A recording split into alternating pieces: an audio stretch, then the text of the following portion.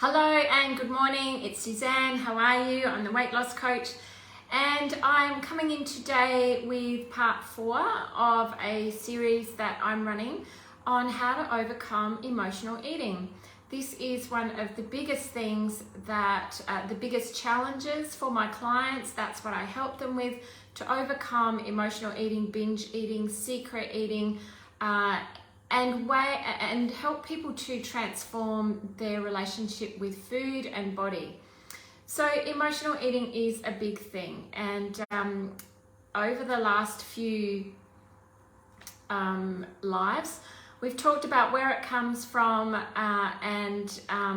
you know, the last one was about how to embrace emotional eating, because these eating behaviors are actually here to teach us something.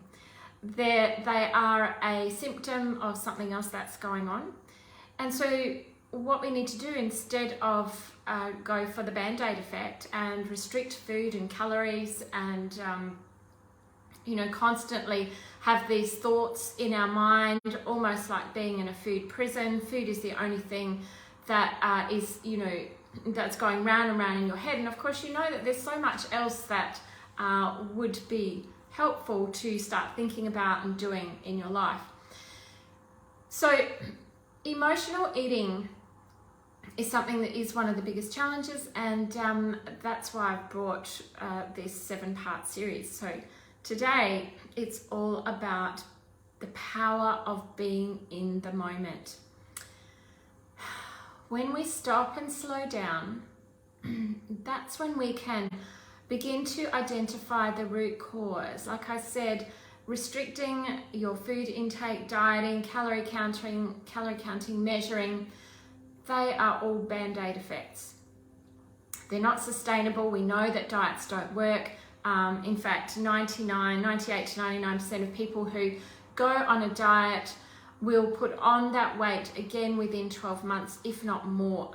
So, you know, the body's just telling you something that, well, that's not going to work next time either. It's because there's the root cause. There's something else that's driving you to eat. And yes, it is our emotions. And yes, it is something that we do. We seek to regulate our emotions through food, because that's how we were born. That's how we're set up. That's our DNA. But we want to know how to manage it, because I know for many, many women, it's a huge challenge. So I want you to think about being in the power of the moment. Now, awareness is everything. Awareness is key. We can go about our lives doing lots and lots of things mindlessly. We're not thinking about what we're doing, we just do it. And prime example is driving. You know, oftentimes we don't actually think about what we're doing, we just do it. Because our subconscious mind that's actually the part of us that is doing the driving, because, you know, we can be talking, we can be looking, we can be thinking, you know, our brain's going all over the place, but our hands are still on the wheel. You know, if someone were to cut us off, we'd put the brakes on. Our subconscious mind is always there and listening and you know, protecting us.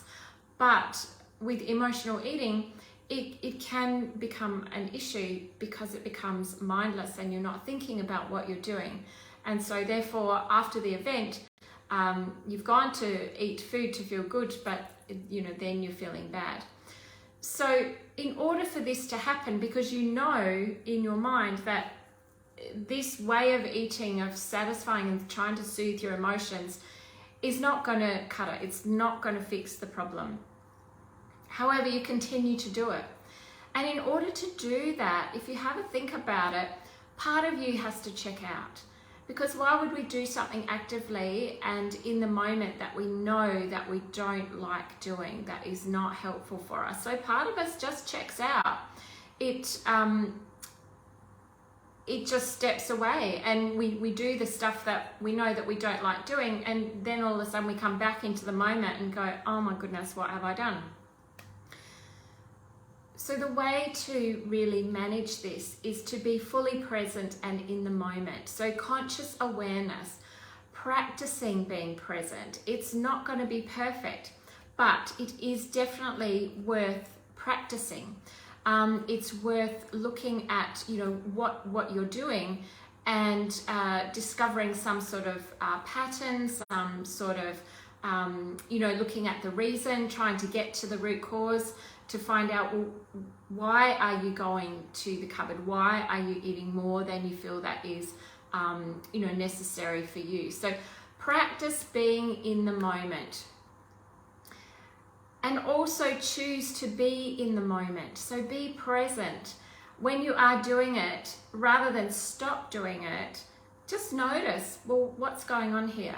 How am I doing this thing? How am I doing my problem? Because when we are aware of how we're doing our problem, that's when we can start to pull it apart and look at other ways of working with this. So I want you to practice being in the moment and strengthen your choosing muscle, because when you're in the moment, working through it, you can then make a different decision. You can be fully present. You can go with that if you choose, but you might choose to moderate whatever you're doing. So instead of eating the full packet of biscuits, it might be okay, and this is a very good strategy, to take 3 or 4 of them, put them in a nice bowl, go away somewhere nice to sit and eat it slowly and really enjoy those biscuits, rather than throwing them all down and then immediately feeling sick or horrible about yourself. Nasty negative self-talk comes in. So staying in your body and choosing to do the thing helps you, and choosing to modify that thing helps you to practice your choosing muscle, because we all have choice, and we all want to make the best choices for ourselves, but sometimes we just have to practice those choices. So this is when we can also begin to listen to our body and decide, well, if I'm eating slowly and I'm actually enjoying this food, whatever it is, but I've also, I've eaten it, and then I go thinking about the messages that are being sent to your body, I actually enjoy just that little bit. Any more than that little bit, I don't enjoy, and it doesn't help me. My stomach feels, queasy, or I just get this lump in my throat, it just won't go down, or my mind just goes absolutely amok and tells me all these nasty things about myself. So just practice listening to what your body is doing, what your mind is saying, but choose to override some of those things. Sometimes we do need to reparent ourselves and actually go, wait a minute, that whatever I've just said to myself is nasty and hurtful, and I wouldn't even say that to my best friend, I wouldn't say that to anyone. And if I heard anyone saying that, I would, say, wait a minute, that's not a nice thing to do. So reparent yourself and be kind to yourself. Listen to what you're doing, and then just set a resolve to go, okay, next time, I'm heading for the cupboard, I'm actually going to stop and breathe and take a pause and find out, well, why am I doing this? Am I hungry? Is there something else that will, satisfy this need? Am I frustrated? Am I sad? What do I really need? Once again, ask yourself, what am I really hungry for? And, it's always a good idea to have another checklist, another list of things that you could do. Instead of go that way, go this way.